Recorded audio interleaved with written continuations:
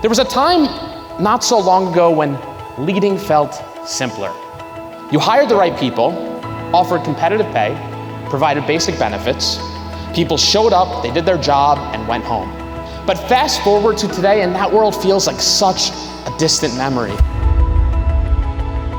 And it's made me obsessed with this one single question, which is this: how do we create a culture so good where our people feel so cared for that they never want to leave? And after looking at every metric, the single greatest factor is this: whether or not your people feel cared for by their direct leader and the people around them. It's as simple as that. And as crazy as that sounds, learning this lesson for me started when I was 14. I'm sitting in the backyard with my dad. I turn to my dad and say, "Dad, how do I build something great in life?" He thought for a second, he said, "Find what you love and you'll build something amazing." I loved boxing. I was training for my first amateur boxing fight, working at the local boxing gym, and I turned to my dad and said, "Let's sell boxing gloves." He said, "Let's do it." And over the next several years, I'd go on to outfit thousands of athletes all over the world, UFC fighters, world champion boxers, Joe Rogan, and more. Those Diamond MMA guys, those guys are pretty dedicated. I went on to build a multi-million-dollar manufacturing company, working with brands like Peloton, Traeger, Birchbox, Gravity Blankets, and more. And what I learned during that time was that care wasn't just a strategy. It was the backbone of our success. It fueled trust, sparked innovation, and was the greatest thing that kept my team engaged during rapid times of growth. And then the hardest thing in my life happened. After losing my best friend, my dad, while growing my business, my mom was diagnosed with cancer.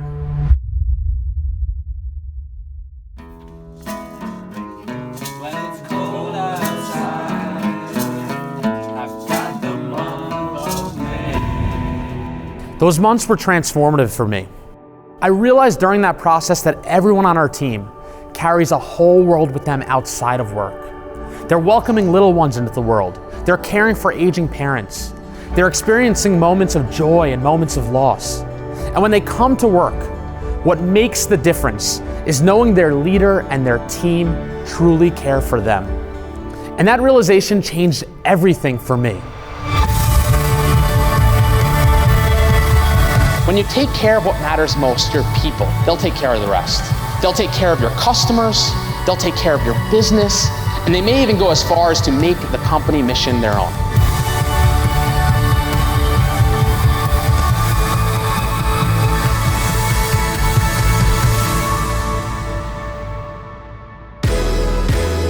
After over a decade of building companies and working with organizations all over the world, here's what I've learned. We fundamentally misunderstand employee engagement and retention.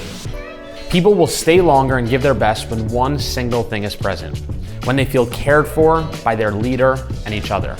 The three areas where individuals will feel most cared for is when they feel safe, understood, and connected. Safety is the most foundational building block of all great culture. What I mean by safety is they want to know they're in a safe environment, where they're safe to make mistakes, where they're safe to speak up, where they're safe to challenge the status quo, but also safe in their job. In order to understand our people, we need to first let go of assumptions. As a leader, making assumptions about our people is one of the most dangerous things we could do. Yet people make assumptions all the time. An acquaintance of mine recently in healthcare, she called me the other day and she goes, "You know, Danny, my people are so hard to motivate. All they're interested in is money." And I asked her, "How do you know that to be true? Have you even asked them?" To which she said, "No." When our employees feel understood, not surface level, but deeply understood, you will unlock their very best. If we want to get the best from our people, we need to seek to understand what they're going through at any given time, both in work and outside of work, because the better we can understand our people, the better we can serve them.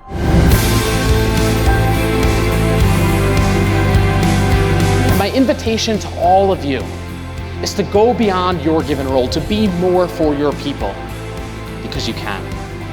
Look, as I think about the future of work, I can't help but think about the impact we can have on those we lead.